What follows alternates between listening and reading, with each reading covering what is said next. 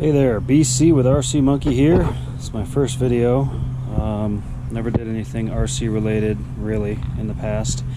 Kids kind of got me thinking about how fun it could be to have a little RC channel, and wanted to start by getting into the RedCat Piranha. I purchased this because I wanted to get something low cost for my kids, something that was still hobby grade. You know, you can upgrade and do things like that, but not gonna break the bank. And this really kind of fit the bill. It was between this really and the what was it, the Arma Voltage. I'll do another video on that, but I wanted to run through this real quick and show you some driving. This is bone stock. I did you know, have a couple of breaks. First time I took it out, I noticed that the remote isn't as snappy as you'd hope. So basically you turn left and right, you hit the gas, things like that. It doesn't pick up on it right away. What happened the first time I took it out was I had let go of the gas, but it maintained throttle and just slammed into a curb.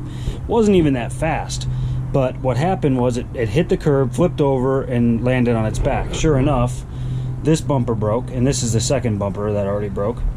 And then this shock tower with the body mount also broke, so I had to replace that. And then this little piece here that holds on the pin for the battery, that whole thing actually broke, so I had to replace this entire piece.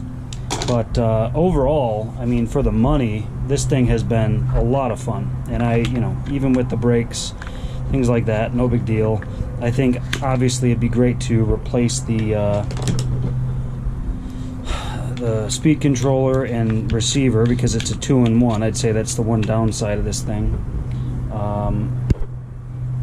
If you can, you know, replace those two things, obviously that's going to bring you into a different price point, so not the end of the world if you don't. But those are the only, you know, real things that I've had issues with. I'd love it if it was a little more snappy as far as response to, you know, hitting the gas or turning, things like that. And I'd love for it to be a little more durable, but at the end of the day, I'll show you some video of this thing. I'm going to throw this on my head. So I'm going to show some video of just driving this thing around, having some fun. That way you can see how fast it is, how fun it is. Let's see what we got here. I didn't even plug it in yet. That'll help.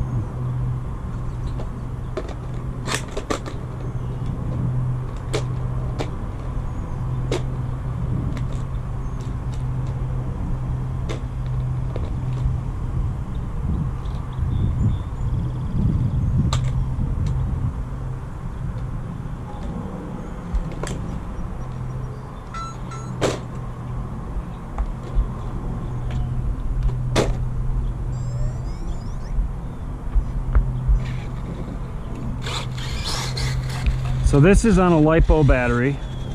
The battery that comes with it, it's like 1500 milliamp hours. See what I'm saying there? It was hard to turn. It doesn't really respond well to turning. You see I'm going back and forth, and it just kind of does what it wants to do. But it's still, I mean, it's a blast. Oop, flip that curb. Like, you'll let go of the gas and it will keep going, you know? Which is a little scary. And then when you turn, sometimes it doesn't want to turn.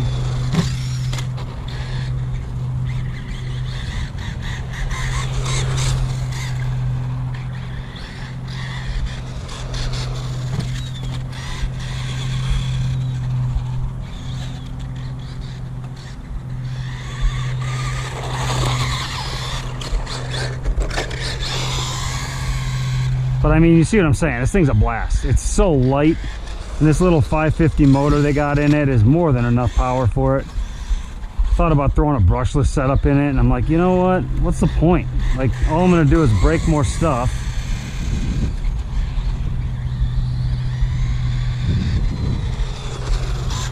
Oh, there we go, crash. This thing's been through a lot of crashes, and it really does hold up well. I mean, the crashes initially that broke some of those little things, not the biggest, but at the end of the day, I mean, it is like 130 bucks.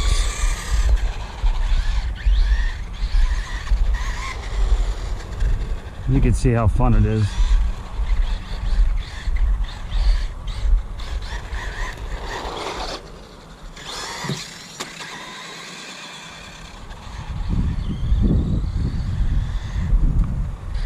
The servo saver has this metal pin, or this metal piece that kind of makes it so that you can crash into things without damaging the servo, obviously.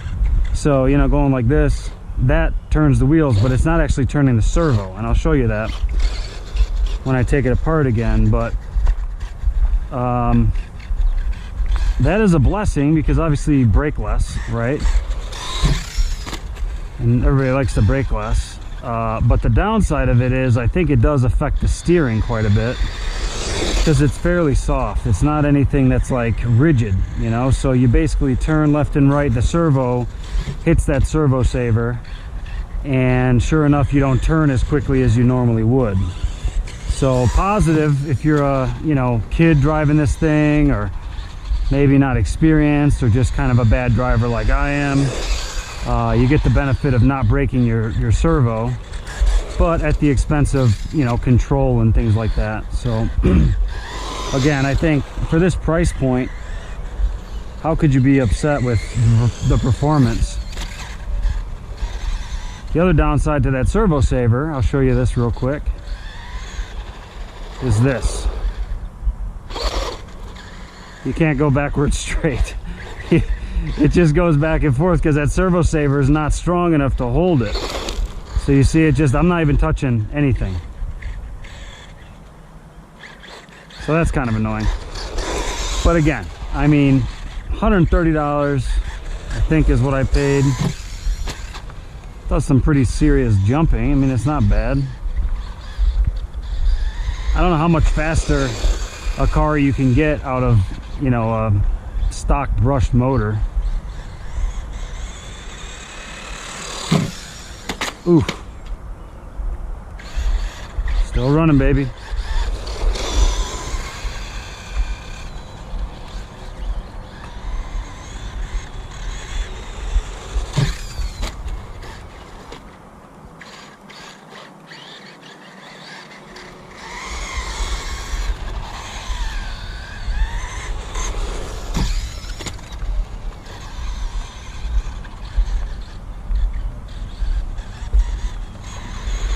It also, because it tries to lift the wheels off the ground when you hit the gas, it doesn't turn when you hit the gas. This is a little bit smoother surface. There we go. Barrel roll. Yeah, these ramps that I got, usually I zip tie them together. You can see there's some holes there, just to make them not move. But these things were like 50 or 60 bucks on Amazon, and they've been the best investment ever. Just being able to jump all the cars over them. Doesn't have enough power to raise the nose when you're in the air, but again, what do you want? 130 bucks. Teach your kid how to drive a car, let them jump, let them have some fun, get some speed. Oof. Uh-oh.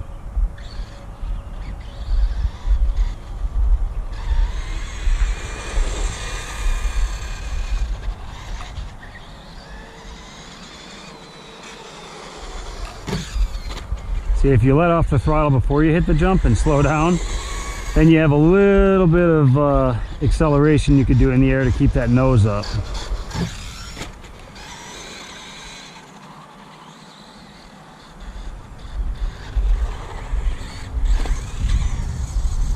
Not bad in the grass. This is really thick grass.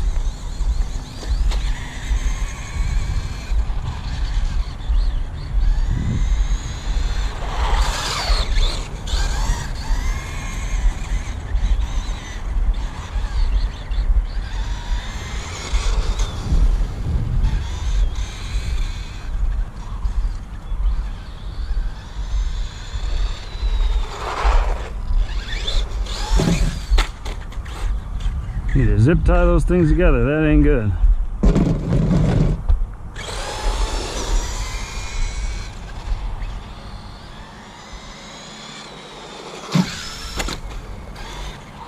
I mean, honestly, it's been great, and I really would recommend it.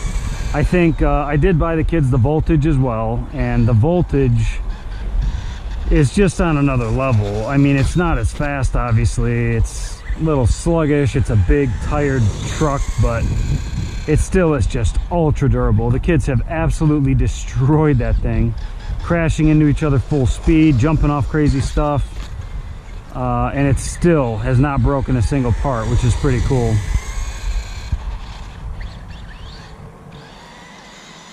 But for the money on this thing and just the kind of fun that you get out of high-speed, kind of truggy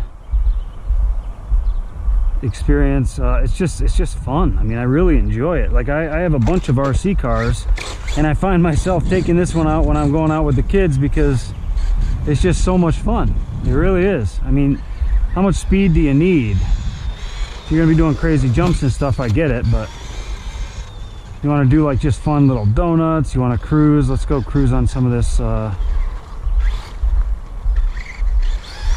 Just trying to see, you know, stuff like that.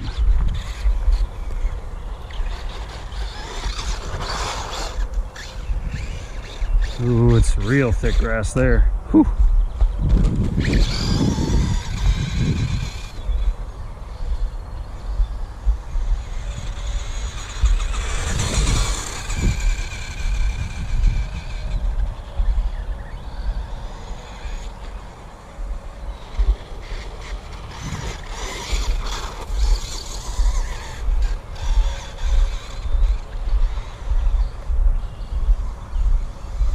I have that 2S battery in here. It's a LiPo. It's 5200 mAh, and I think I usually get about 40 minutes of driving.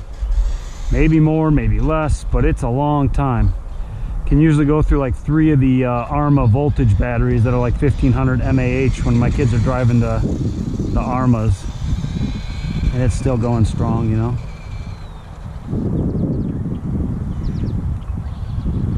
I wonder if you could even see that all the way out there. It has a pretty good range. I did actually reach out to RedCat when I first got this thing, and I had that accident because it kind of sucked that it just went off on its own. I thought maybe something was wrong with the remote or the receiver, and they were awesome, man. They were super responsive. They just sent me a brand new receiver and remote free of charge. Got there in a couple days, and it fixed the issue. But I don't know if it was just maybe I could have just rebound the remote with the receiver before. Either way, it was easy to replace. It's the 2-in-1, like I told you. So it's actually an ESC and receiver built into one, which I'm not a huge fan of, because then you can't just replace the motor or the ESC setup without changing out, you know, and getting a new receiver. But overall, I don't really care.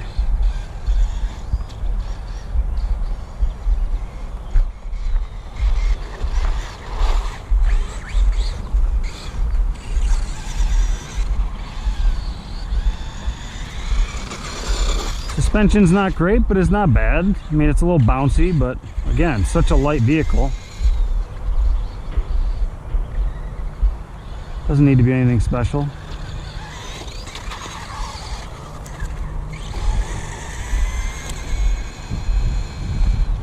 But I mean, this is just like real world stuff. Like, I'm not trying to pitch you on this thing. I'm not trying to tell you it's great or bad. It's just you get to see how it drives. See how fast it is, tell you what broke for me, what could be better, what could, you know. But again, I mean, I'm not buying a $500 unit here and expecting it to be the best thing on earth. For 130 bucks, man, I'll take this all day. Oof, hate when I do that.